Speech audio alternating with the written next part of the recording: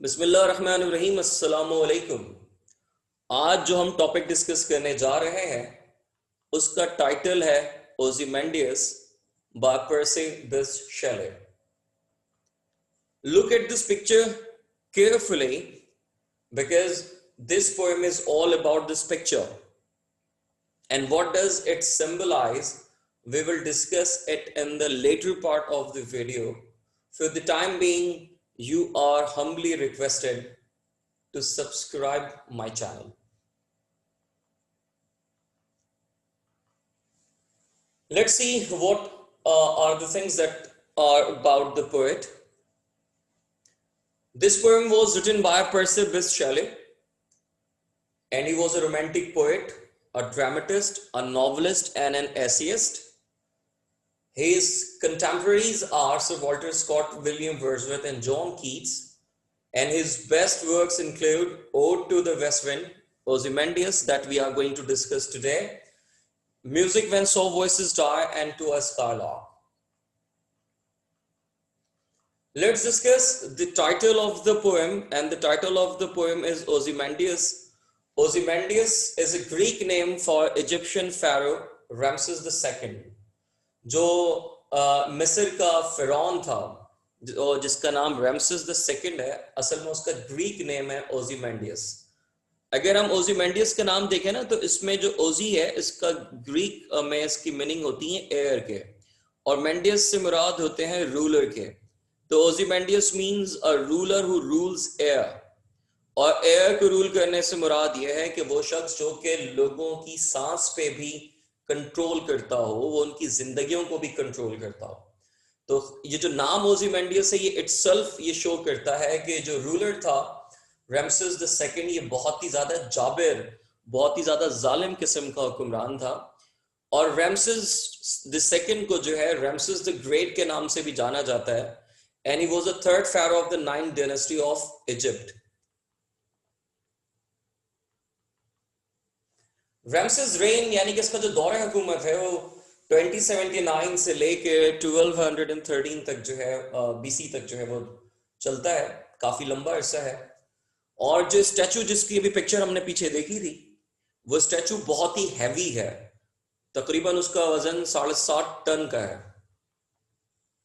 और ये जो ओzymandias पोएम लिखी है ये सोनेट के फॉर्म में लिखी है। और सोनेट क्या होती है? Poem of 14 lines. हमने जैसे पहले भी इस पर डिस्कस किया था कि जो सोनेट होती है वो दो तरह की होती है, इटालियन सोनेट्स और English sonnets.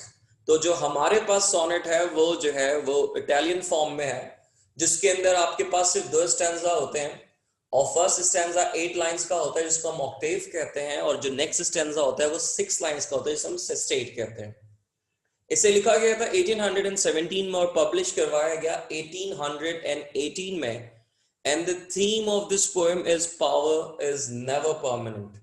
In fact, nothing is permanent in this world, in this universe, except Allah. The poem reads, I met a traveler from an antique land who said, two vast and trunkless legs of stone stand in the desert. Near them on the sand, half sunk a shattered visage lies, whose frown and wrinkled lip and snare of cold command tell that sculptor well those passions red which yet survive stand on these lifeless things, the hand that mocked them and the heart that fade. And on the pedestal these words appear, my name is Ozymandias, King of Kings. Look on my works, ye mighty, and despair. Nothing beside remains. Round the decay of that colossal wreck, boundless and bare, the lone and level sands stretch far away. The octave is, I met a traveler from an antique land. Antique means ancient. तो poet ये बता रहा है कि मुझे एक मुसाफिर मिला जो कि एंटीक लैंड से था, यानी कि बहुत ही कदीम जगह से था जो कि इजिप्ट है। और उसने ये बताया, two vast and trunkless legs of stone stand in the desert. दो बहुत बड़े से बिना धड़ के पैर मौजूद थे जो कि पत्थर के बने हुए थे और वो डिजर्ट में सहरा में मौजूद थे। यानी कि एक स्टैचू का तस्करा किया उसने, स्टैचू में सिर्फ पैर ही थे जो कि जमीन में मौजूद थे, बाकी जिस्म का हिस्सा जो था वो नहीं था।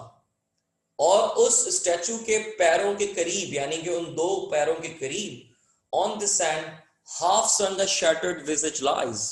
विजिज से मुराद यहाँ पे फेस के हैं, ठीक है। अब स्टैचू का जो फेस उसे विजिज कहा गया है, तो ये यहाँ पे बता रहे हैं कि उन पैरों के करीब इस रेत के अंदर आधे धसे हुआ जो चेहरा है उस स्टैचू का वो मौजूद है। और उस चेहरे पे एक्सप्रेशंस कौन से हैं? उस frown and wrinkle lip and sneer of cold command, उस चेहरे पे जो तासुरात हैं, जो एक्सप्रेशंस हैं वो गुस्से वाले हैं, फ्राउनिंग है। रिंकल लिप, और उसके जो है रिंकल्ड हुए उसके होंठ हैं। And sneer of cold command, और उस चेहरे पे एक हिकारत वाली हंसी है, और उस हिकारत वाली हंसी के साथ कमांड करता हुआ उसका चेहरा है। तो अगर आप इन तीन चीजों को देखें, फ्राउन को देखें, रिंकल लिप को देखें और स्नेयर ऑफ कोल्ड कमांड को देखें, तो ये बता रहा है कि जो एक्सप्रेशंस हैं, जो तासुरात हैं, वो किसी ऐसे शख्स के नहीं हैं जो कि नरम दिल का हो, बल्कि ये एक ऐसा शख्स है जिसके अंदर बहुत ज्यादा घमंड भरा है, जिसके अंदर बहुत ज्यादा हिकारत है औरों के लिए, जिसके अंदर जो है अपने सब्जेक्ट्स के लिए, अपने रियाया के लिए जो है कोई भी जो है नरमी नहीं है, बल्कि उसके अंदर गुरूर है। Tell that is sculptor well this passions read, और ये जो एक्सप्रेशन, ये जो तासुरात हैं इस स्टैचू के चेहरे पे, वो इस बात की अलामत है, वो इस बात की दलील है कि जो इसका मुजस्मा साज है, जो इसका स्कल्प्टर है, उसने उन तासुरात को, उन हिकारत से भरे जो है चेहरे पे तासुरात को, उस रवैये को अच्छी तरह से समझा था, अच्छी तरह से देखा था। which yet survive stemmed on these lifeless things, और वो जो तासुरात थे, वो जो उस चेहरे पे मौजूद रवैया था, बल्कि उस चेहरे पे मौजूद जो तासुरात थे जो कि रैमसेस द सेकंड के रवैये को बताता है, वो अब भी इस बेजान चीज पर मौजूद है, इस बेजान चीज पे देखा जा सकता है। The hand that mocked them and the heart that fade, और उस मुजस्मा साज ने अपने हाथों से इन एक्सप्रेशंस को बनाया और उसको इतनी महारत से बनाया। मॉक से मुराद यहाँ पे मजाक उड़ाने की नहीं, मॉक से मुराद ये है कि उसने जो उन तासुरात को समझा, उसको बड़ी ही जो है स्किलफुली उसने बनाया इस स्टैचू के ऊपर, और उसका दिल जो था वो समझता था इन एक्सप्रेशंस को, इन तासुरात को, इन रवैयों को, जिसे उसने इस स्टैचू के फेस पर बना डाला।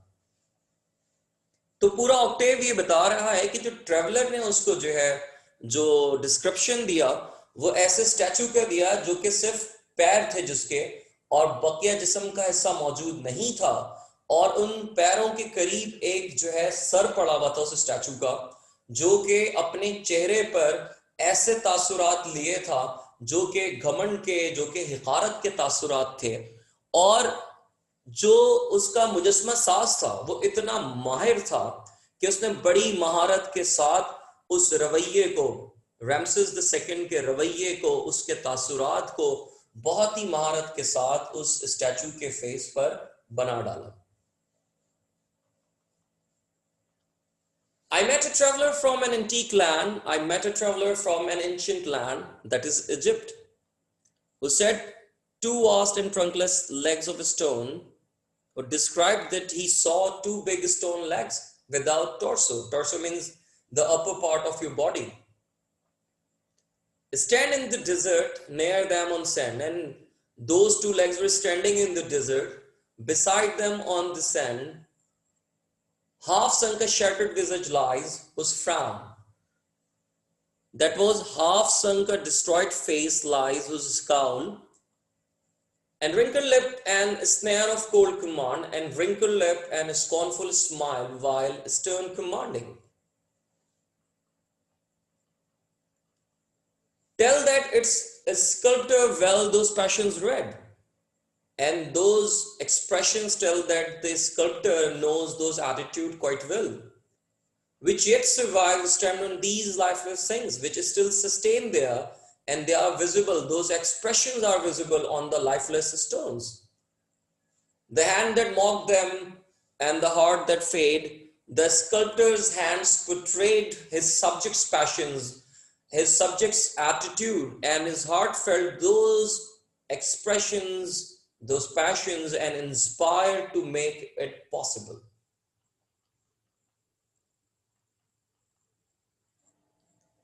The sestet reads, and on the pedestal these words appear. अब वो जो legs हैं उसकी एक basement है, एक base बना हुआ उसका, उस base पर ये लिखा है, My name is Ozymandias, King of Kings. Look on my works, ye mighty, and despair. जो लिखा है वो क्या लिखा हुआ है? My name is Ozymandias, मेरा नाम Ozymandias है, मैं बादशाहों का बादशाह हूं, मैं सबसे बड़ा हुक्मरान हूं, मेरे कामों को देखो, ये mighty, they are mighty works. यहां पे ये का वर्ड जो है द की मीनिंग में यूज हुआ है, यू की मीनिंग में भी यूज होता है, but here it means the. जो मेरे काम है वो बड़े अजीम है, देखो इन कामों को देख के तुम अफसुर्दा हो क्योंकि तुम इनका मुकाबला नहीं कर सकते. तो ये जो दो लाइंस यकीनी तौर पे लिखी हैं, वो यकीनी तौर पे किसने लिखवाया होगा? ओzymandias ने खुद लिखवाया होगा. और ये जो अल्फाज हैं, जो चेहरे पे एक्सप्रेशन थे, वो अल्फाजों में भी लिखा हुआ है कि इसे अपने आप पर, अपनी ताकत पर बहुत घमंड था और इसे लगता था कि यही सबसे बड़ा है और हमेशा कायम रहने वाला है. नथिंग बिसाइड रिमेन्स, अब वहां पर कुछ भी मौजूद नहीं है. Round the decay of that colossal rack, boundless and bare, the lone and level sands stretch far away. अब कुछ भी नहीं बचा वहां, और वो जो colossal rack था, जो उसका जबरदस्त मुजस्मा था, बहुत बड़ा जो मुजस्मा था, वो तबाह हो चुका है, और उस तबाहशुदा मुजस्मे के गिर्द बेपनाह और खुली हुई उदासी से भरी रेत है जो दूर तक फैली है. यानी कि जो सब उसका गुरूर था, जो ताकत थी, जो घमंड था, जो उसके अंदर हिकारत थी, वो सब की सब जो है मिट्टी में मिल गई, सब बर्बाद हो गया. और अब उसके उस जबरदस्त मुजस्मे के करीब जो चीज मौजूद है वो बेपनाह और बहुत ही ज्यादा उदास फैली हुई रेत है, और दूर दूर तक रेत है, क्योंकि उसका सब कुछ जो है रेत में मिल चुका, मिट्टी में मिल चुका. तो इस स्टैंजा में पोएट बता रहा है कि बेशक उसे उस वक्त बहुत गुरूर था, बहुत घमंड था अपने आप पे, और उसे लगता था कि कोई उस जैसा हो ही नहीं सकता. फिर वक्त की मार ऐसी पड़ी उसके उस स्टैचू पे, वक्त की मार ऐसी पड़ी कि सब मिट्टी में मिल गया, और अब हर तरफ रेत ही रेत है, और कोई ऐसा नहीं है जो कि उसकी जो है माइट को जो है वो बहुत ज्यादा रिगार्ड करे, जो उसके अजमत को जो है वो बहुत ज्यादा जो है इज्जत की नजर से देखे. तो हमने पहले कहा था ना कि वो जो स्टैचू है, देखें वो किस चीज को सिंबलाइज करता है. तो दर हकीकत वो स्टैचू इस चीज को सिंबलाइज करता है कि प्राइड हैव अ फॉल, गुरूर का सर नीचा होता है, और हर उरूज को क्या होता है? जवाल होता है. इंसान जितना भी सोच ले कि मैं बड़ा अजीम हूं, लेकिन अल्लाह ताला ने हर चीज का इख्तिताम रखा है. The entire universe is mortar, the only thing that is mortar is Allah, is God. बाकी तमाम चीज फानी है, हर चीज मिट जानी है. तो ऐसे तमाम तर लोग, ऐसे तमाम तर हुक्मरान जो के घमंड रखते हैं अपनी ताकत पर, अपनी अथॉरिटी पे, अपनी जो है सलाहियतों पे, उनके लिए मैसेज है इस पोएम में कि एक वक्त आएगा कि जब सब मिट जाएगा.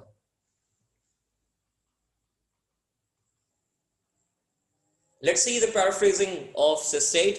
And on the pedestal, these words appear, and on the pedestal, the base of a statue, these words were written: My name is Ozymandias, King of Kings.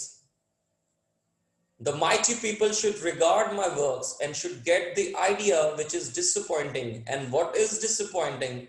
The disappointment is they cannot compete Ozymandias in might. Nothing beside remains round the decay, and nothing stays here round the wreck of that great fallen statue of Ozymandias, limitless and uncovered.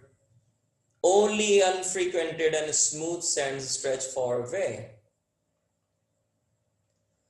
तो अगर हम दोनों जो है stanza को देखें तो दोनों स्टैंजा को कंक्लूड हम करेंगे कुछ इस तरह से कि जो पोएट है उसे एक ट्रैवलर मिला जो कि जो है कहां से आया था, जो कि आया था मिस्र से, और उसने बताया कि उसने जो चीज देखी सहरा में वो दो बड़े और बिना धड़ के जो है पैर दिखे, और उस पैरों के करीब जो है उस स्टैचू का, उस मुजस्मे का सर पड़ा था, और वो जो चेहरा था उसके ऊपर जो तासुरात थे वो जो थे हिकारत से भरे थे, जो कि उसकी रियाया के लिए थे। उसके अंदर घमंड था, उसके अंदर गुरूर था। वो बंदा तो मर गया, रैमसेस द सेकंड तो खत्म हो गया, ओzymandias खत्म हो गया, और उसका जो मुजस्मा साज था वो भी खत्म हो गया, लेकिन वो तासुरात आज भी उस स्टैचू के चेहरे पर देखे जा सकते हैं। और वो जो मुजस्मा साज था वो बड़ा माहिर था, जो कि ओzymandias के जो है रवैयों को महसूस करता था, और उसने उस रवैयों को, उस हिकारत से भरे उसके अंदाज को उसके चेहरे पर सजा दिया बड़ी महारत के साथ। और फिर जो सिस्टेट है वो बताता है कि उसके चेहरे पे जो घमंड था, उसके चेहरे पे जो क्या कहते हैं एक अपने आप के लिए अजमत वाले जो उस पे तासुरात थे, वही जो है अल्फाजों में भी उसने अपने पेडिस्टल पे अपने स्टैचू के बेस पर लिखवाए थे। और स्टैचू के बेस पे क्या लिखवाया था कि मेरा नाम ओzymandias है और मैं बादशाहों का बादशाह हूं, और कोई भी जो है मेरी ताकत और मेरी अजमत के करीब नहीं आ सकता। देखो मेरे कामों को और सिर्फ शर्मिंदा हो और सिर्फ मायूस हो क्योंकि तुम मेरा मुकाबला नहीं कर सकते। लेकिन अब कुछ भी बाकी नहीं रहा। उस तबाहशुदा स्टैचू के गिर्द जो चीज मौजूद है वो बहुत सारी ना खत्म होने वाली रेत है, और सारा का सारा ओzymandias का जो घमंड है, जो उसकी ताकत थी, वो उस मिट्टी में मिल चुकी। तो पोएम में सिर्फ यही मैसेज है कि आपकी शख्सियत में आजिज़ी होनी चाहिए, औरों के लिए इज्जत होनी चाहिए, क्योंकि अगर अल्लाह ने आपको जो है आज उरूज दिया है तो कल जवाल भी होगा। और अगर आज आप बहुत ताकतवर हैं तो हर चीज की तरह आप भी फानी हैं, और आपकी ताकत, आपका गुरूर, आपका घमंड, आपका रुतबा सब फानी है, और सब एक दिन मिट्टी में मिल जाएगा। इख्तिताम को पहुंची ये पोएम, और जो आपके सवालात हैं वो आप जरूर जो है कमेंट सेक्शन में मुझसे पूछें, और इस चैनल को लाजमी सब्सक्राइब करें। अगली जो है पोएम के साथ मुलाकात होगी, अगली वीडियो में मुलाकात होगी। तब तक अपना ख्याल रखें और मुझे दुआओं में याद रखें। अस्सलाम वालेकुम, अल्लाह हाफ़िज़।